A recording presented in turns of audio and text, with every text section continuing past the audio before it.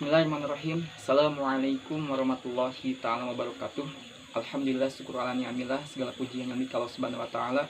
Salat beriring salam selama itu limpahkan kepada baginda alam, yakni habibana wa nabiyana Muhammad sallallahu alaihi wasallam.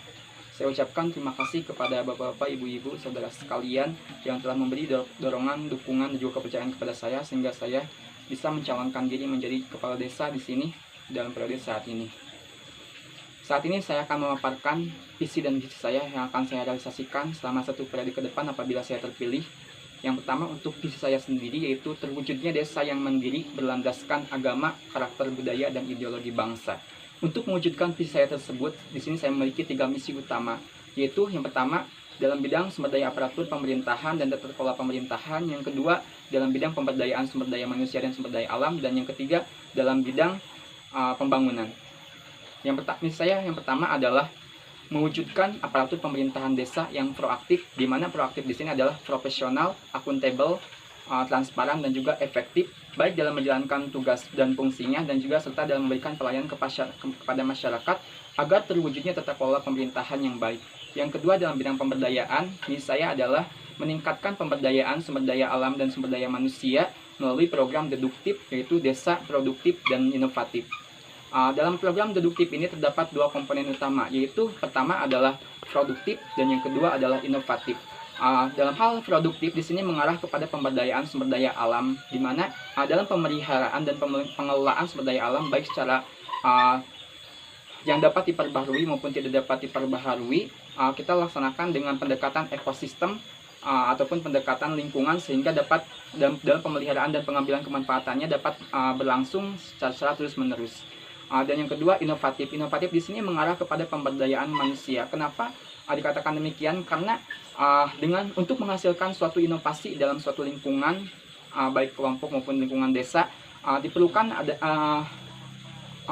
sumber daya manusia yang memiliki kapasitas yang tinggi, sehingga untuk mencapai tersebut diperlukan terlebih dahulu diadakannya pemberdayaan, baik itu berupa melalui kegiatan pendidikan, pelatihan maupun pembinaan untuk meningkatkan keterampilan, kemampuan kerja, sikap, dan mental pekerja. Yang ketiga, dalam bidang pembangunan. Di sini program saya dalam melaksanakan pembangunan dengan prinsip pembangunan berkelanjutan atau sustainable development, dan seperti yang kita ketahui bahwa dalam bidang pembangunan di sini terdapat 5 bidang. Yang pertama bidang infrastruktur, yang kedua bidang kesehatan, yang ketiga bidang pendidikan dan kebudayaan, yang keempat bidang ekonomi, dan yang kelima dalam bidang lingkungan.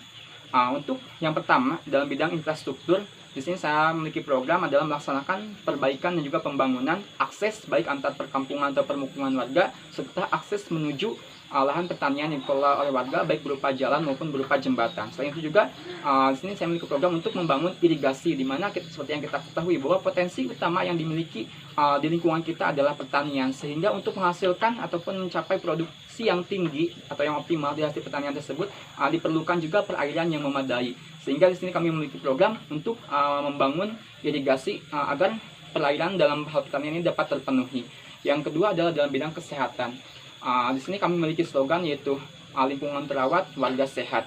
Karena menurut saya kesehatan itu tidak hanya mengacu kepada dalam menjaga kestabilan tubuh atau kesehatan secara individu atau secara fisik manusia saja, tapi kita di sini juga harus memperhatikan dalam hal kesehatan lingkungan kita. Kenapa demikian? Karena seperti yang kita ketahui bahwa lingkungan sangat berpengaruh terhadap kesehatan manusia. Sehingga untuk merasakan slogan tersebut, di sini saya memiliki program yaitu reboisasi dan sanitasi lingkungan serta peningkatan pelayanan dalam bidang kesehatan kepada masyarakat. Dan yang ketiga adalah dalam bidang pendidikan dan kebudayaan.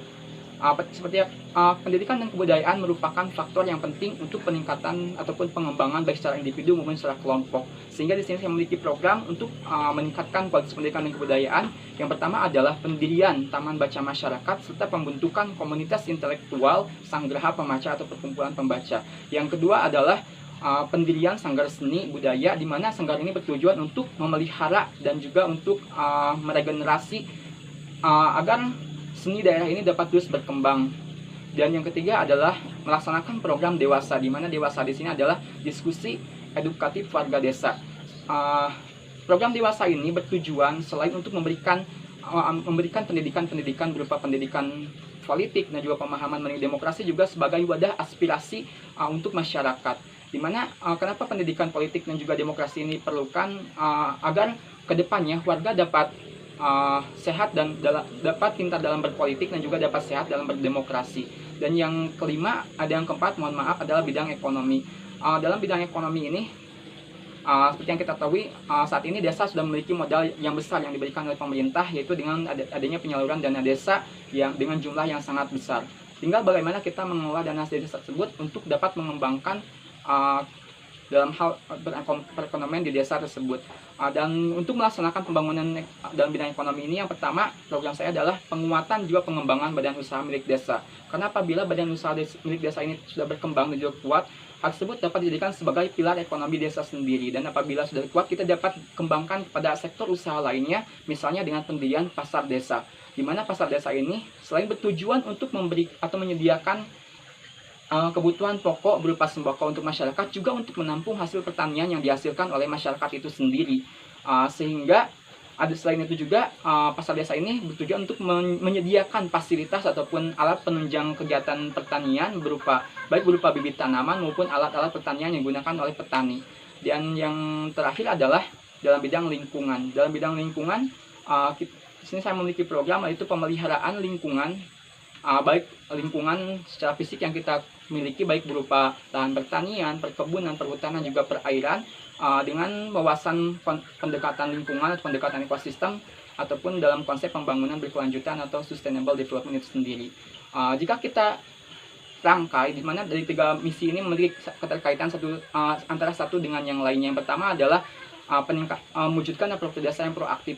Karena apabila aparatur desa sudah proaktif, profesional, akuntabel, transparan, dan efektif, itu akan menghasilkan ataupun mewujudkan terwujudnya tata kelola pemerintahan yang baik. Dan tentunya apabila tata kelola pemerintahannya yang sudah baik, maka dalam proses pemberdayaan baik lingkungan maupun pemberdayaan manusia itu juga akan berjalan dengan baik. Dan apabila sumber daya manusia, pemberdayaan dalam bidang manusia sudah berjalan dengan baik dan juga dengan lingkungannya, maka itu akan mendorong kepada proses pembangunan itu sendiri dalam hal yang 5 bidang tadi yang sudah saya sebutkan. Baiklah, demikian untuk visi misi yang dapat saya paparkan. Mohon maaf atas segala kekurangan. Terima kasih atas segala perhatiannya. Terima kasih. Wassalamualaikum warahmatullahi wabarakatuh. Saatnya kita bersama, muda berkarya, desa berjaya.